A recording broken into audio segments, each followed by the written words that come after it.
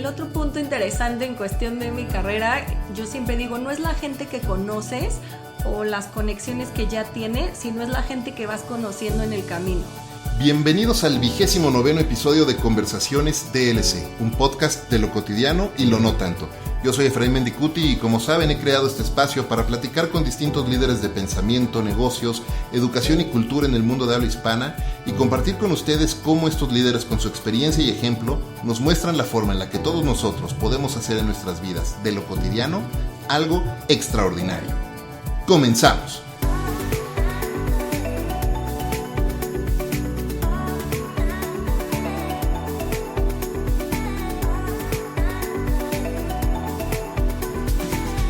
Google, YouTube, Facebook, Waze. Pocas personas pueden enlistar estas grandes empresas en su currícula profesional.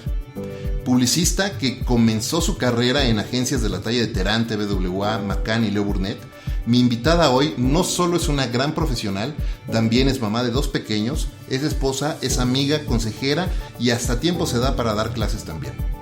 Yo tengo el gusto de conocerla desde hace 15 años. De hecho, dato curioso, ella fue una de las personas que me convenció de integrarme a Google hace más de 10 años. Enlistada como una de las 11 mujeres de mayor influencia en la industria de tecnología en México, acompáñenme a platicar hoy un rato con Ana Sofía Sánchez Juárez. Bienvenida, Ana So, a Conversaciones DLC. Muchas gracias, Efra. Un placer estar aquí. Y ese dato cultural ya lo había olvidado, es verdad. Recuerdo esa llamada eterna, yo iba manejando y yo te decía todos los pros y algunos contras del mundo de la tecnología. ¿Te acuerdas de esa llamada? Yo la tengo muy presente. Me acuerdo que Gonzo, quien también ya nos acompañó aquí en Conversaciones DLC, me decía, ya vente. Yo decía, no estoy seguro. Bueno, platica con Ana So, platicaba contigo, platicaba con Jorge también, que también estuvo aquí en el podcast, y estábamos yo estaba como dudoso, pero sí, una de las personas que fue definitiva en los argumentos para entrar fuiste tú, así que muchas gracias por eso. No, a ti por confiar en nuestras razones de traerte al... Y la pasamos muy bien, ¿no? No, muy bien, digo, también era una época en donde era muy incierto todo y era como un brinco de fe, dicen por ahí. Claro. Y lo bueno es que nos salió bien el brinco porque... Nos salió bien el brinco porque además la primera generación de Google acá en México, y fuera de eso pues estaba Yahoo y nada más. Y nada más. Oye, ¿qué te parece si, como con cada uno de nuestros invitados, empezamos por el principio y nos platicas un poco cómo comenzaste, cuál ha sido tu camino para llegar hasta aquí y cómo ha sido esa historia? Ahorita platicamos, sí, claro, un poco fuera de micrófonos de eso. Buenísimo, no, seguro sí.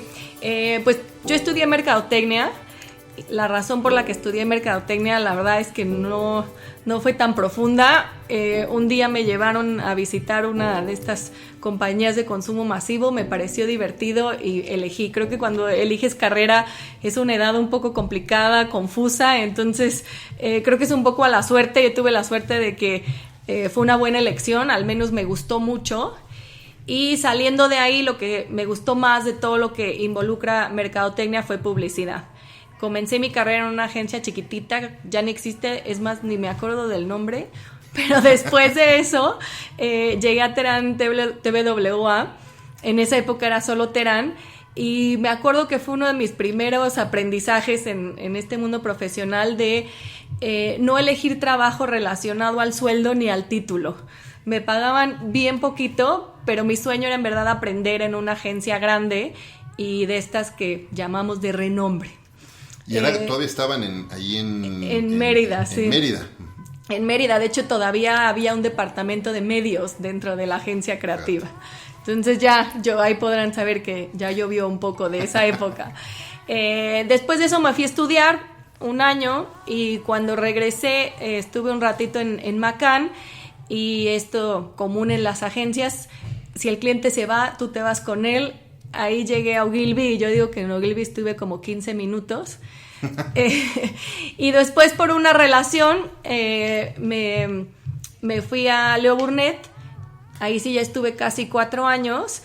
Creo que esa fue una de las agencias o un momento de partida como muy especial para mí. Aprendí muchísimo. tenía un jefe que llevaba años en el negocio, del cual aprendí muchísimo, se llamaba Luis Perujo. El queridísimo Luis Perujo. Y hasta que llegó un día en donde, para crecer, pues mi jefa, Luis ya se había ido, y mi jefa en ese momento, yo hago la burla, pero era real, pues se tenía que morir para que yo creciera, ¿no?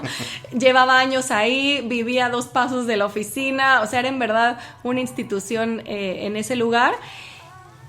Y me recuerdo que me llegó una promoción en Google Maps de una marca de coches, era como un rally que sucedía en Google Maps.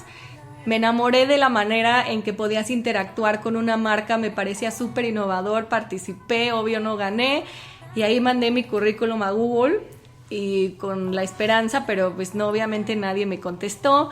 Yo creo que como un año después, me contactó un headhunter para otro puesto en otra agencia, y ellos me ayudaron a hacer mi currículum, que eso es como algo que normalmente damos por hecho, o como que lo ves y dices, ay, es X, ¿no?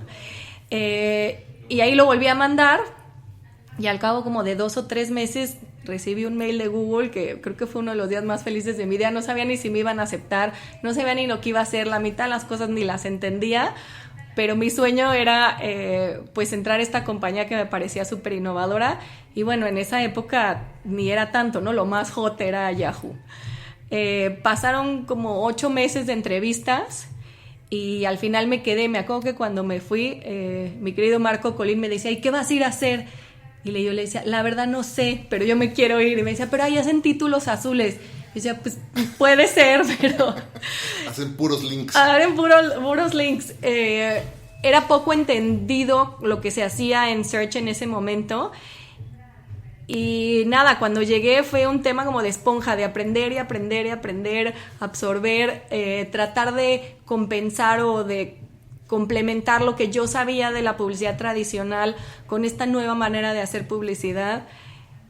Y ahí hasta tengo una buena anécdota de haber ido con un cliente de computadoras, estar 1 hora explicándole cómo funcionaba Search, para que al final yo, esperando cerrar miles de dólares, me dijera, ay, pero yo no tengo sitio de internet.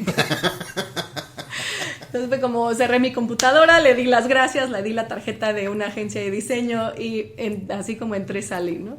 Entonces, de esas anécdotas de empezar, pues por un lado fue súper interesante. Hoy que lo veo en retrospectiva, en el momento era a veces frustrante, era como, no, yo creo que no estoy en el lugar correcto. Es que además estamos hablando de una época en la que la inversión publicitaria digital estaba en el 2% si del acaso total del pie publicitario a nivel nacional. Si acaso. El 2% era 2%, nada, ¿no? Nada. Y también era una época en donde todo era impresión. Sí, claro. Todo era en relación a CPM, y Google quería cambiar esa filosofía y empezar con el famoso click. Sí. Oye, déjame hacer, hablando de clics, déjame hacer un double click justo en esa historia de Google, porque hoy es muy fácil que muchas personas allá afuera te escuchen platicar y compartir algún consejo de carrera y digan, ah, claro, es fácil porque ella es Ana So, es fácil porque pues, ella es la directora de Waze, es muy sencillo, para ella qué fácil. Pero no es cierto. En esta época de la instantaneidad, eso es lo que quisieran muchas personas. Pero la realidad es que, ahorita mencionaste 8 meses en un proceso más o menos, y cuando uno tiene claro lo que quiere hacer y a dónde quiere llegar, el tema de la persistencia y la consistencia es clave. Podemos hacer un poquito doble clic. ¿Cómo fue ese proceso? Porque yo sé que fuiste muy persistente y buscaste y siempre lo has hecho. Bueno, eso es parte del éxito que tuviste también después en Facebook y ahora en Waze, ¿no? Y también en su momento en YouTube. Sí, mira, yo creo que tiene que ver con persistencia, tiene que ver con tener claro lo que quieres, y a veces no tanto.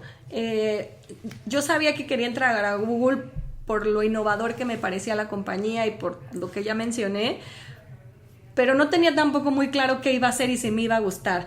Pero una de las reglas clave en este mundo de tecnología era como navegar la ambigüedad, o poderte adaptar de una manera pues fácil o flexible, ¿no? A veces venimos como de este mundo como un poco cuadrado, y estas compañías se mueven muy rápido, se reestructuran cada 2 años, entonces tienes como que aprender a vivir en este constante cambio, y creo que ese fue uno de los puntos clave que me ayudó a mí a entrar a Google, de adaptarme rápidamente, de soportar de alguna manera ir algunos pasos para atrás Cuando salí de Leo yo ya era directora de cuenta, tenía equipo a mi cargo y tal, y cuando llegas a estas compañías pues medio startup, pues resulta que no, que tienes que ver desde facturas, estrategia, traer el café, sacar tus copias, instalar tu computadora, o sea, todo es hands-on. Entonces adaptarte a esta situación y ser de alguna manera humilde creo que es como uno de los puntos que a mí me ayudó. Y la segunda es como hablar, alzar la voz. Muchas veces estamos acostumbrados a que la gente te diga, ay, te veo súper bien para esta nueva oportunidad. En estas compañías no existe. Si tú no levantas la voz, es muy raro que alguien llegue y te proponga un nuevo proyecto, y así es como caí en su momento en YouTube. De hecho, le habían dado el proyecto a alguien más y a mí me parecía una plataforma increíble. Como yo hacía anuncios, según yo dominaba el tema de video, obvio me di cuenta que no, aprendí en el camino, pero fui, levanté la mano, dije yo quiero este proyecto, y fue como, perfecto, tenlo. Qué importante el levantar la mano, y además para todo en la vida, no nada más para el trabajo, en cualquier situación. Levantar la mano, digo, el no ya lo tienes, y si no preguntas te vas a quedar así. Y también un poco desempacando lo que decías, si uno no tiene el atrevimiento y la humildad, además de precisamente atreverse a levantar la mano y decir, bueno, pues yo no sé bien, pero yo quiero explorar esa oportunidad, como decías tú, y también de hecho Seth Godin en varios de sus libros lo dice, nadie te va a escoger, pick yourself, porque nadie te va a escoger. Si lo que estás esperando es que alguien te diga, vente, por acá es el camino, y mira, yo te llevo de la mano y con esto vas a llegar, eso no va a suceder nunca. No va a suceder. Y el otro punto interesante en cuestión de mi carrera, yo siempre digo, no es la gente que conoces o las conexiones que ya tienes, sino es la gente que vas conociendo en el camino. Y esas relaciones fueron las que me acabaron llevando a Facebook. Digamos que mi jefe y el jefe de mi jefe fueron primero, yo fui la tercera, en México específicamente. Y también en esa época la decisión fue complicada, era agosto 2012, acababan de salir a bolsa, la acción iba en picada, todo el mundo decía que era el nuevo MySpace, todo pintaba bastante negativo, pero yo tengo esta filosofía de prefiero arrepentirme de hacer las cosas que de dejarlas de hacer. Totalmente de acuerdo. En el fondo de mí yo decía, si después veo que fue súper exitoso y no fui parte porque me dio miedo, me voy a arrepentir el resto de mis días. Dije, si me voy y va muy mal, bueno, ya veré si me regreso o busco alguna otra oportunidad. Creo que volví a tener suerte, fue súper exitoso, fue doloroso un poco, pero valió la pena. El ser la segunda en llegar a una oficina que tiene tanta demanda, que creció tanto, empezó a ser un poco el foco de muchas estrategias de marketing. Nosotros tampoco dominábamos el tema, fue como tratar de aprender a pasos acelerados. Me acuerdo mucho de un día que los fui a visitar y se acaban de mover a ese Regus que estaban ahí en Ejército Nacional, y no me acuerdo cuál era la otra calle, pero bueno, en ese Regus, que además era todo de muebles viejitos, ¿no? La primera vez que fui con Jorge era, ¿no? Luego se movieron al otro, ¿no? Pero era como de muebles así de abogado, de abogado de 1920. No, anécdota, ¿no? Todo el mundo llegaba y me decían, ¿por qué están aquí? Seguro que aquí es Facebook, no tenían nada de personalidad de la compañía, nada, cultura corporativa, nada. El lugar era una oficina de abogados, tal cual. Sí, y me acuerdo que estabas tú, estaba Jorge, y nada más. Luego los volví a visitar y estaba por ahí Vique, ¿no? Que creo que fue el tercero Antonio Exxon me llegó Antonio primero. fue primero. Y luego Vique. Pero sí me acuerdo mucho de ese equipo. Y bueno, hicieron cosas extraordinarias. Y ahora ya creo que cada quien fue tomando su camino y haciendo cosas extraordinarias también por otros lados, como lo que estás haciendo ahora con Waze. Y justo también un poco tocando en eso, y ahorita decías, prefiero arrepentirme de haber hecho algo que de haberlo dejado de hacer. Y parte de lo que has hecho y parte de tu historia, y creo que es algo que también tenemos en común en nuestras carreras, además del salto de la publicidad al mundo de la industria de tecnología, es los comienzos.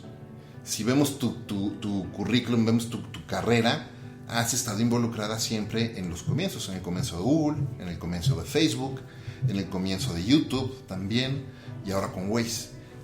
¿Qué es lo que te atrae ¿qué es lo que te atrae de esa etapa de esa etapa de startup? Porque luego una cosa muy chistosa que sucede es que las personas piensan y escuchan estas marcas y dicen, hombre, van a tener todos los recursos, van a poder hacer todo, te dan la llave y ya con eso tú entras por la puerta grande.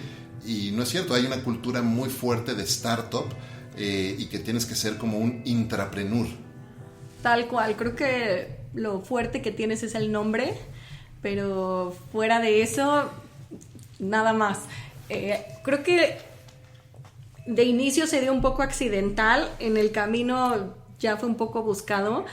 Me encanta este modelo tipo startup en donde no hay una estructura, todo es un poco de ensayo y error.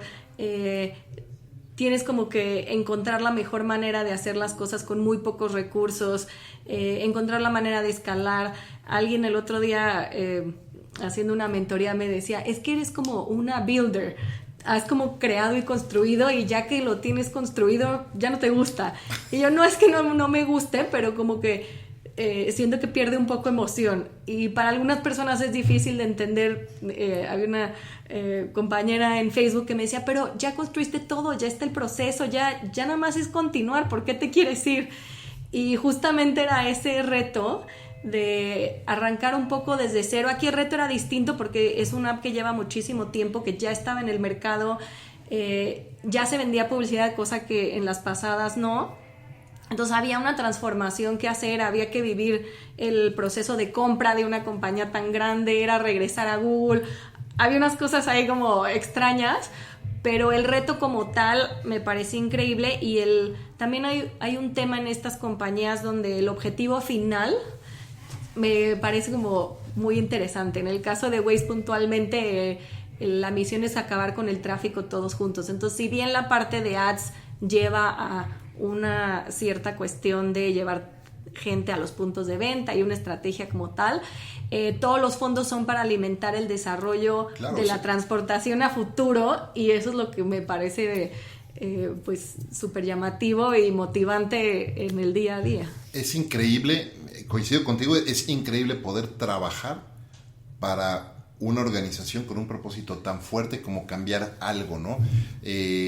Cuando tienes la oportunidad de hacer eso, oye, cambiar y terminar con el tráfico, y realmente es algo que sí están haciendo y que está avanzando, toma tiempo, y de repente las personas pueden preguntar allá afuera, oye, y a mí me pasa, ¿no? También con Twitter, pero pues lo que te están haciendo es vendiendo publicidad.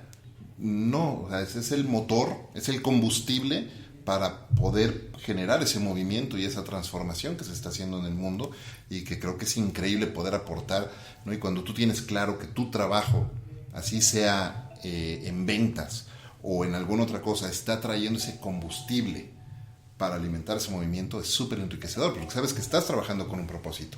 Sí, tal cual. Y creo que también la razón del cambio era pues un cierto brinco en donde aquí Waze opera como una unidad independiente, entonces mis responsabilidades, además del lado publicidad, es todo lo que nosotros llamamos Waze for Cities, y es esta relación con los organismos de gobierno, esta nueva división que es Waze Carpool. Entonces tenía como una nueva manera de hacer el acercamiento hacia la movilidad y cambiar un poco lo que venía haciendo por, no sé, como 5 años y medio que estuve en Facebook. Qué interesante. Oye, hablando de abrir brecha, ¿no? Y de nuevos comienzos, porque pues es lo que has hecho, vas abriendo brecha y vas construyendo en los roles que has ocupado. Pero hablando de abrir brecha, otra brecha que has ido abriendo junto con otras grandes líderes en nuestra industria como Mariate, como Marelli, distintas personas allá afuera, es ir abriendo también camino a tantas y tantas mujeres y líderes profesionales que están haciendo cosas extraordinarias allá afuera. Y mencionaba en la introducción, ¿no? que incluso tú has estado ya enlistada como una de las mujeres más influyentes en nuestra industria. Y yo quisiera corregir eso. Yo no diría una de las mujeres más influyentes, sino una de las personas más influyentes, porque no se trata nada más de eso. Ahorita fuera de micrófonos platicamos un poco de eso. ¿Cómo ha sido, cuál es tu visión justo en cómo ir ayudando yo como papá de una niña hermosa, ¿no? Fabulosa y maravillosa. Quiero que tenga todas las oportunidades y que pueda hacer grandes cosas. Y entonces yo estoy muy agradecido contigo y con muchas personas que están haciendo ese trabajo. ¿Cuál es tu visión en eso? Es una muy buena pregunta porque no te voy a mentir, es como una pelea personal y constante de todos los días. Siempre digo que me encanta lo que hago y creo que esa es una de las razones fundamentales por las que sigo aquí. Pero como todo hay días que dices, no, ya me voy a ir a mi casa, voy a cuidar de mis hijos.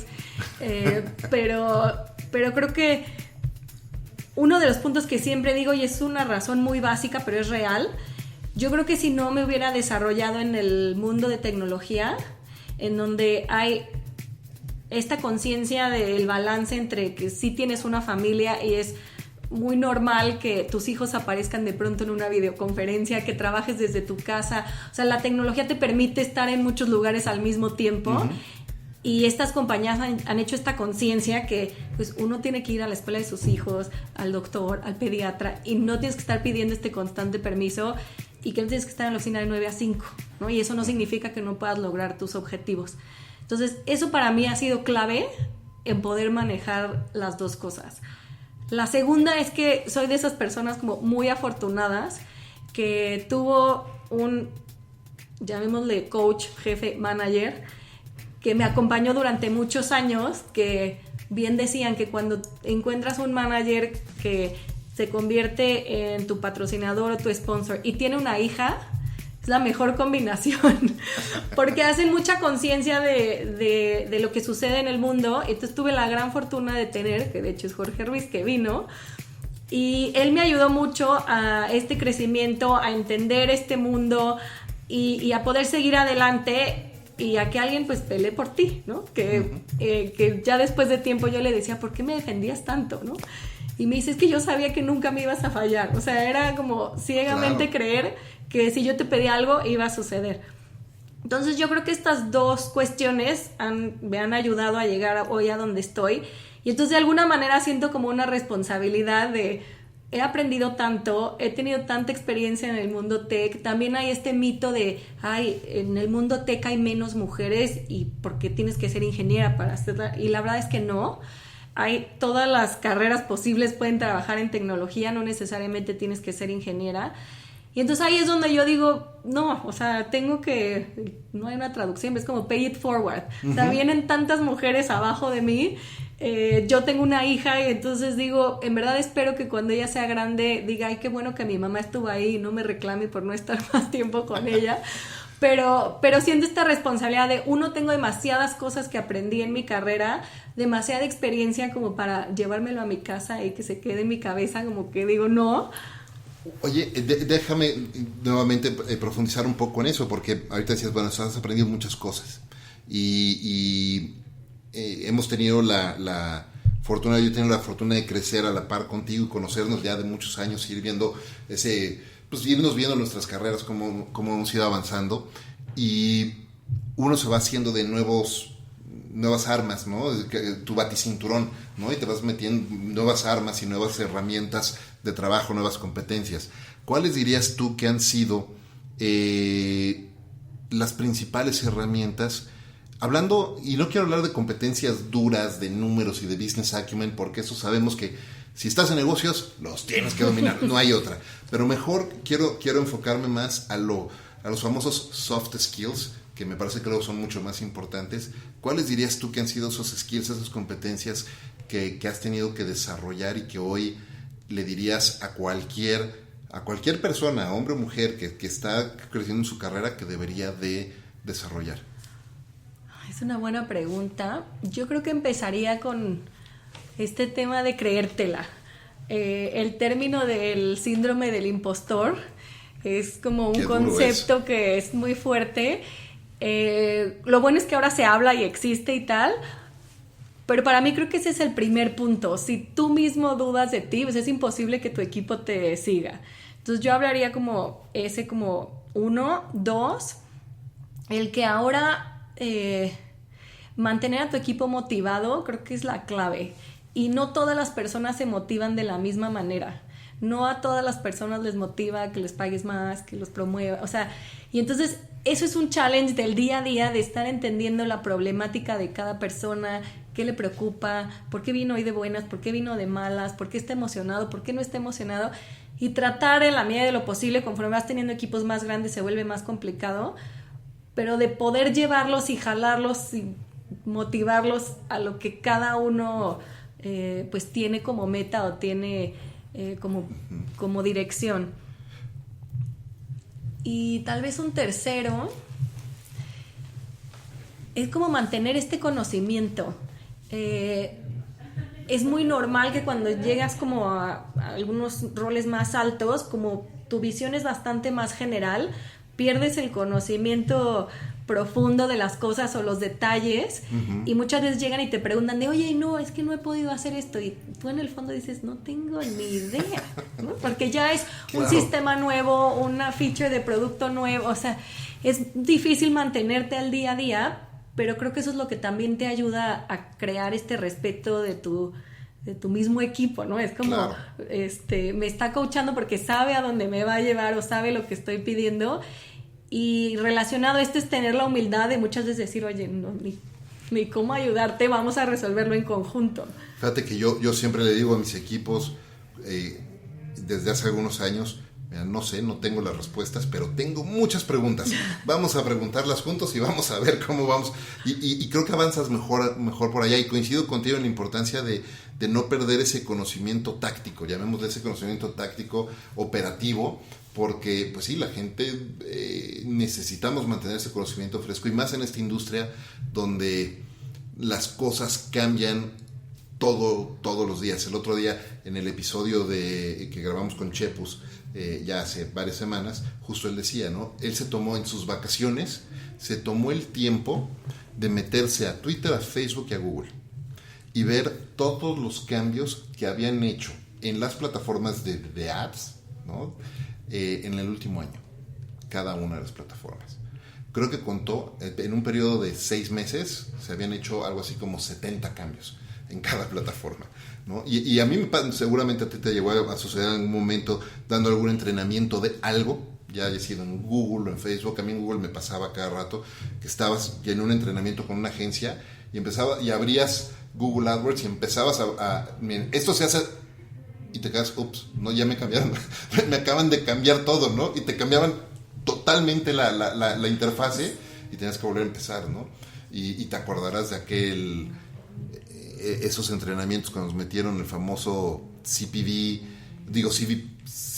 ¿te acuerdas del CVP? Y las certificaciones que teníamos que tomar, y tenías que tener 95% mínimo de calificación aprobativa, y lo tenías que estudiar todo el tiempo. Así es, sigue existiendo. Sí, claro, y acá igual, todo el tiempo tienes que estar estudiando y aprendiendo y todo. Hablando un poco de las competencias que vamos desarrollando, el tema de la empatía es súper importante, y conocer a la gente y entender. Ahorita decías, oye, pues tienes que conocer a las personas, qué les motiva, qué les da miedo, qué no quieren, qué sí quieren. Una de las preguntas que hago yo mucho, es más, trato de hacerla todos los días a una persona diferente en la oficina, son 2. ¿Qué te tiene emocionado el día de hoy? ¿Qué te tiene contento y emocionado el día de hoy? Y a veces les cuesta trabajo responder, ¿no? Porque siempre llegas pensando, tengo que hacer esto, tengo que hablar con este cliente. Y realmente siempre hay algo, cuando se los preguntas y los enfrentas a eso, encuentran algo que sí los tiene contentos. Y cuando no te pueden contestar a la primera es, ok, ¿de qué estás orgulloso de lo que u orgullosa de lo que has hecho en los últimos 3-4 días? Y empiezas como a buscar ese camino. ¿Tú cómo haces ese engagement con tus equipos de trabajo? Es una buena pregunta, porque no es algo tan estructurado. Depende de un poco del día, ¿no? Luego sí les hago como esta ronda de ¿y cómo te sientes hoy? O también lo hago mucho los lunes, ahora que lo pienso, lo hago mucho los lunes cuando me dan su update. Ajá. Al final trato de preguntarles algo como más personal, cómo les fue el fin de semana, qué hicieron, y que nos cuenten como a todos Claro. algo más. Justo estoy leyendo el libro de $1 Trillion Coach. Ajá. Y justo Bill Campbell habla de eso, de cómo empezaron a hacer esto que le llaman como los trip reports. Y entonces era un tema como de que él regresaba de algún viaje y contaba más que si había vendido más, si el cliente, si el mismo de siempre, era como qué lugares había visitado, qué era lo que más le había gustado, como ir un poco a profundidad. Porque hay gente que te habla en un segundo y te cuenta su vida, pero hay otros que bien, ¿no? Y entonces ahí es como un poco más difícil y tienes que ir encontrando como esta empatía de entender un poco más dónde están parados, ¿no? ¿Dónde están parados y a dónde quieren ir? Y creo que es súper importante entender eso porque también como líderes, la responsabilidad de un líder es ayudarle a su equipo a saber también si está en el lugar correcto. Y a veces si te das cuenta que alguien no está en el lugar correcto, ayudarles a darse cuenta de eso, ¿no? O nosotros mismos darnos cuenta también de eso, ¿no? Hemos estado en ese lugar. Oye, si pudieras hoy, si estuviera el DeLorean estacionado aquí afuera y pudieras regresar en el tiempo a platicar con Ana Sofía de hace, no sé, de Ana Sofía a los 18 años, a los 16 años, Okay. ¿Qué le dirías? ¿De qué consejo debería de ignorar totalmente? Es un consejo que yo le daría que no debería seguir. Que le deberías decir, te van a decir que hagas esto, olvídalo, no lo escuches. De esos... Más bien sabría decirle que sí escucha. ¿O qué le dirías? No, yo creo que le diría que perdiera la pena. Para ahora a mí es raro y ahora que tengo que dar como 1000 conferencias y tal, siempre fui súper penosa. O sea, no te puedo creer. Siempre fui, de chiquita fui súper penosa, mi primer trabajo y tengo como en mente este feedback que me dieron, yo creo que a los 6 meses de estar en Terán, que me decían, ¿por qué eres tan ensimismada? ¿Por qué no hablas en las juntas? O sea, estamos seguros que tienes 1000 cosas en la cabeza y no las dices. Y era porque, obvio, me moría de la pena de que fueran a decir a esta niña o que, ¿no? ¿Qué tal? Y me quedó tan grabado, pero me sentí tan mal porque después como que empezaba a hablar poquito y veía que sí decía 2 que 3 cosas importantes y que se ejecutaban y que se hacían, y con eso creo que fui ganando un poco de confianza, pero me cuesta. O sea, ahora ya no, la verdad, pero sí durante mucho tiempo en mi carrera me costó hacer un esfuerzo de contra mí misma, de yo soy decir, ay, voy a decir esto, no lo voy a decir, sí lo voy a decir. Esa voz interna que tienes que ir controlando. Entonces creo que ese sería uno, como de deja la pena de un lado. Si piensan que eres lista o mensa, da igual. O sea, el punto es que vayas entendiendo y vayas compartiendo lo que tú piensas. Yo creo que ese sería más bien el que seguiría. El que no seguiría, o algo que no sé, o sea, me voy a quedar pensando. El otro, por ejemplo, platicaba con Jorge justo, ¿no? Que uno de los consejos más pues más choteados que hay es el de haz lo que te gusta, sigue tu pasión, ¿no? Y decía Jorge, bueno, si hubiera seguido mi pasión hubiera tratado de jugar en la NDA, pero pues, no tengo ni la estatura ni las habilidades para jugar en la NDA. Y entonces de repente como que la gente se pierde mucho en eso, ¿no? Ahorita fuera de micrófonos platicábamos un poco de eso, ¿no? De repente la gente quiere vivir en un mundo profesional o laboral de fantasía que no existe, y uno, sí es muy importante que hagas lo que te guste y que ames lo que hagas. Para hay una diferencia, creo que hay una diferencia muy grande entre amar lo que haces y hacer lo que amas. Ojalá sea lo mismo, pero creo que uno sí tiene que aprender a amar su trabajo y disfrutarlo mucho, y no nada más querer encerrarse en un círculo de hacer lo que me gusta, porque pues a lo mejor hacer lo que te gusta no te lleva a algo. Sí, pero bueno, yo creo que ahí, y más que, yo creo que este consejo que dirías, no seguirías, ahora ha cambiado un poco, pero en mi época te metían en esta cabeza de tú tienes que ser director en tanto tiempo y ganar tantos miles de dólares, claro. O sea, si no llegas hasta arriba no vas a ser exitoso, ¿no? Y la verdad es que no es así. O sea, para mí, y Sheryl en su libro lo dice muy bien, el reto no está en llegar, el reto está en mantenerse. Y las industrias cada vez se mueven más rápido, el mundo cada vez está más revolucionado, y justo yo creo que el reto es ese. Uno, encontrar sí tu camino, te digo, es como, no es una escalera, Cheryl dice, es como juego de niños en donde puedes subir por un lado, pero después dar la vuelta y después subir otro poquito. Ajá. Y después vas a tal vez bajar un poquito para volver a subir, ¿no? Como otros laberintos que están en los centros comerciales. Exacto, entonces creo que va por ahí también el darte la libertad de probar otras cosas, sobre todo al principio de tu carrera. Después, más grande, cuando te especializas, es más difícil, ¿no? Luego llevas, no sé, 10 años haciendo ventas y dices, ay, es que me hubiera gustado hacer marketing, ¿no? O sea, ya va a ser un poco difícil. Pero cuando eres más joven, creo que sí, ahí es como el momento de si no estás muy seguro que te gusta o probar distintas cosas. Creo que ese sería el consejo que me daría mi Anazo de 18 años. Es como, pierde el miedo y prueba distintas cosas, y si no estás conforme, cambia, y sé más como aventada, podría yo decir. Sí, no, y me encanta ese consejo, porque hay un concepto que a mí me interesa mucho siempre explorar, que es el de los momentos punta de lanza. Y empiezas a hacer una cosa, y esa cosa es solamente una punta que te abre totalmente otro panorama, y a lo mejor empiezas a hacer ahorita ventas en tecnología, y de repente estas skills que estás desarrollando en ventas en tecnología te llevan a vender pollos en Alaska, ¿sabes? O sea, no sabes, pero nunca vas a descubrirlo si no tienes ese punta de lanza y estás investigando. Y así es como, yo sostengo que así es como uno encuentra su pasión, descubriendo distintos intereses y picando ahí como abejita en distintas flores, ¿no?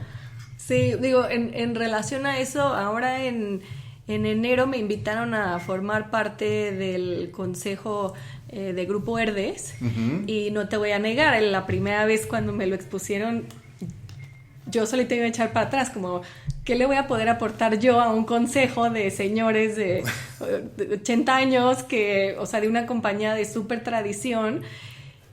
Y bueno, al final, platicando con Héctor y tal, le fui súper transparente, dije, bueno, vamos a tomar el reto, y si ves que no funciona, bueno, lo hablamos. Y la verdad ha sido una experiencia súper interesante de ver cómo tienen esta necesidad de transformar de manera digital estas empresas de tanta tradición, y creo que va muy relacionado con esto que dices. Yo nunca me hubiera imaginado ser parte de un consejo directivo de una empresa de productos de consumo, o sea, nunca. La oportunidad llegó, la acepté, y la verdad es que está siendo una experiencia interesantísima. Estoy aprendiendo muchísimo de la industria. Y pues nada, es este punto de decir, bueno, vamos, y si nos sirve, bueno, ya veremos después, pero en el momento es atreverse, abrir, exacto. Atreverse. Ahora, ¿cómo uno, desde tu punto de vista, cómo uno puede tomar decisiones y tomar como los compromisos correctos? Porque me encanta tu visión de arriesgarte y tomar la iniciativa y hacer cosas.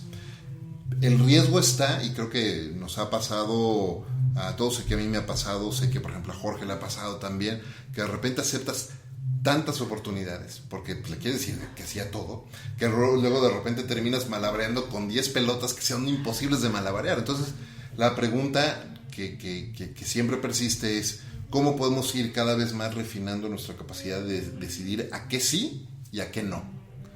Es una muy buena pregunta, y ahí sí voy a sacar mi bandera de mujer para responderla, porque antes de tener hijos, la verdad es que por alguna razón el tiempo se multiplicaba y lograbas hacer muchísimas cosas. Hoy con hijos, y obviamente mi esposo son mi prioridad número 1, entonces muy bien.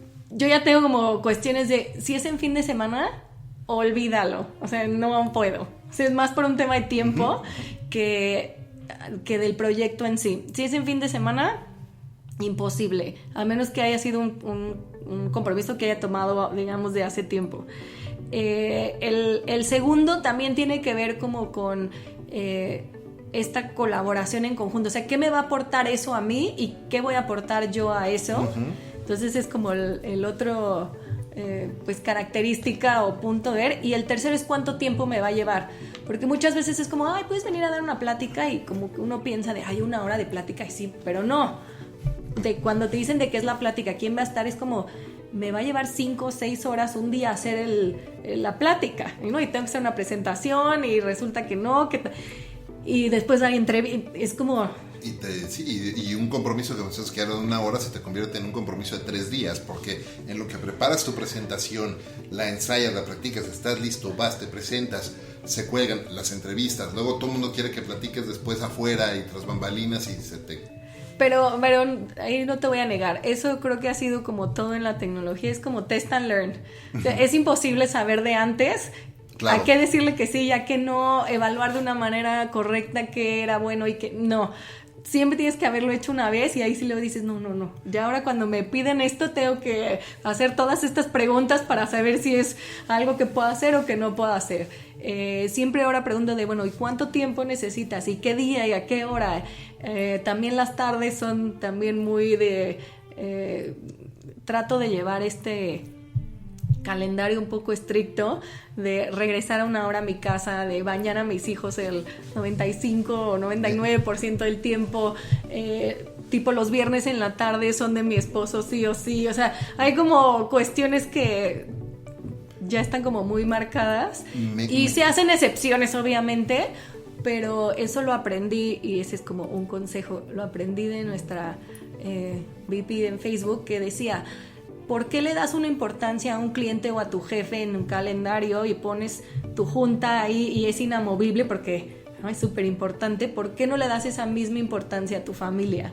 Porque es como, ay, bueno, pero es mi esposa, no importa, luego la veo, ¿no? Me encanta que toques ese punto porque hay una frase de Robin Sharma que dice justo, tu calendario refleja tus prioridades, y entonces todo el mundo dice, no, mis prioridades es hacer ejercicio y mi familia, etcétera, y nunca está ahí reflejado. Y también dice, ¿no? ¿Quieres ver las prioridades realmente de una persona? Checa su calendario, ¿qué es lo que tiene ahí adentro?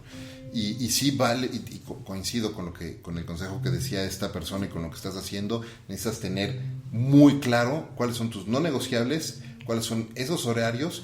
Yo en mi caso te puedo enseñar ahorita mi Google Calendar y está en las mañanas, desde las 6 de la mañana hasta las 9 de la mañana, do not disturb, do not schedule, ¿no? Porque estoy haciendo ejercicio y estoy enfocado en otras cosas, estoy enfocado en mi casa, creo que ya te lo había platicado alguna vez, tenemos la política de todos los días desayunamos como si fuera domingo, es decir, sentados a la mesa, desayuno completo, ¿no? Platicando, nos tomamos un tiempo, después yo llevo a mi hija a la escuela, es el momento de nosotros, es padrísimo, regreso, me puedo tomar un café con mi esposa, estar platicando un rato y después empiezo con todo lo demás. Y eso es como parte de un no negociable. Y en las tardes también. Me recordaste, hoy en la mañana una persona en Twitter hizo una encuesta y decía, ¿cuáles son? Ponía comer, dormir, ejercicio. Si tienes mucho trabajo, ¿cuáles son tus prioridades? Comer, dormir, hacer ejercicio u otra. Yo le contestaba, no, pues todas. Primero, para mí comer, dormir y hacer ejercicio es prioridad número 1 porque se juntan en una. Salud. Si no tienes salud no puedes hacer nada más. Inmediatamente después, familia, ¿no? Y pongo salud primero porque si no estás bien tú, no puedes estar bien para tu familia. Entonces es salud, familia y después trabajo con propósito. ¿Cuáles son tus prioridades o ese orden de prioridades para ti? Decías ahorita tu familia. Sí, pero yo te diría que hay una más arriba que es como estar feliz contigo mismo. O sea, me gusta. Sea cual sea, y a veces cambia, ¿no? Hay días que te da igual dar más felicidad de estar con tu familia, pero pues ese día tienes una mega presentación o viene tu jefe de fuera, pues tienes que estar enfocado en eso. Entonces mi prioridad 1 sería como estar feliz contigo misma o estar consciente de las cosas que a veces tienes que sacrificar y darle el tiempo necesario a cada cosa. Y uno más arriba sería como estar feliz contigo mismo, dependiendo de lo que tengas que hacer y saber qué te da esa felicidad y entonces dedicar el tiempo y los recursos necesarios a cada cosa. La segunda sería un poco como, puede ser como resiliencia o como entendimiento de a veces las cosas no funcionan como tú quisieras idealmente, deal with it, ¿no? Acéptalo como viene y trata de cambiar lo que puedes y lo que no, pues así es, ¿no? Hay un libro que se llama ahorita me acuerdo, pero es como The Happiness Matters y justo habla de eso, ¿no? Que la gente es más feliz o menos feliz dependiendo de cómo afronta la situación que le viene. Si todo el tiempo estás como de, ay no, es que mi trabajo me choca y no lo... Bueno, pues entonces cámbialo, o sea, haz algo para que eso sea diferente y lo afrontes de manera diferente. Y la tercera yo creo que es bastante difícil, pero esta manera de generar como... El trabajo siempre va a ocupar la mayor cantidad de tiempo, porque así es, pero tratar que cuando estás, no sé, como cuando estoy con mi esposo, a veces nos cuesta, pero es como de ya, deja el celular en el cuarto, vamos a platicar aunque sea media hora, ¿no? Cuando estoy con mis hijos, mi equipo sabe que a menos que se esté así quemando el mundo, me hablan, les voy a contestar, pero normalmente de las, no sé, 5:30, 6 a las 8:30 que se duermen, es el tiempo de ellos a full, y no hay nada que lo pueda interrumpir. Entonces es más como un tema de calidad versus cantidad. Estar presente en el momento. Exacto. Oye, Ana Sol, nos estamos acercando al final del episodio, pero antes de hacerte la pregunta final, ¿dónde las personas que nos están escuchando pueden seguirte y conectar contigo si quieren de repente aprender un poco más de ti? Esa es una buena pregunta, porque si bien estoy dedicada a la tecnología, soy bastante, digamos, privada en mis redes sociales, pero bueno, mi Twitter es Anaso y en LinkedIn me encuentran como Ana Sofía Sánchez Juárez. Muy bien, perfecto. La premisa principal de este programa, de este podcast, es cómo podemos hacer de lo cotidiano algo extraordinario. ¿Qué es para ti, Ana Sofía Sánchez Juárez, y cómo haces de lo cotidiano algo extraordinario? Yo creo que va relacionado con el último punto que te dije. Es el cómo afrontas este día a día y estos retos que todos vivimos en este mundo tan rápido que muchas veces nos absorbe el día a día, y estamos como tratando siempre de alcanzar el tiempo y de compensar por lo que no pudimos hacer. Pero disfrutar también lo que hacemos, aprovechar lo que sí podemos hacer, tratar de poner tiempo o cuestiones muy enfocadas a lo que nos gusta hacer o disfrutamos hacer, y pues cambiar lo que no nos guste o tratar de hacer algo diferente sobre lo que no nos motiva o lo que no nos llena en nuestro día a día. Muy bien, muchísimas gracias por compartir eso. Así ya llegamos al final de este episodio, ya episodio 29 de Conversaciones DLC. Pero antes de irnos, quiero hacerte un rápido reconocimiento, Ana Sol, por el gran trabajo que haces todos los días abriendo brecha para todas las generaciones que vienen. Muchas gracias por eso. Como papá de una niña, te agradezco mucho eso. Y además, gracias por esos consejos hace pues ya más de 10 años. Ya no digas. ¿No? Gracias, de verdad, gracias por ese trabajo que haces todos los días y por ser un ejemplo para tantos líderes en México y en América Latina. Muchas gracias a todos ustedes también por acompañarnos en este episodio de Conversaciones DLC. Gracias como siempre a Balance 22 por abrirnos sus puertas para grabar este episodio acá. Y por supuesto, gracias al mejor café de México, Ricolto Café, por ser parte de esta aventura de vida todos los días. Gracias a todos por escucharnos. Yo soy Efraín Mendicuti y los espero en el próximo episodio de Conversaciones DLC. Hasta la próxima.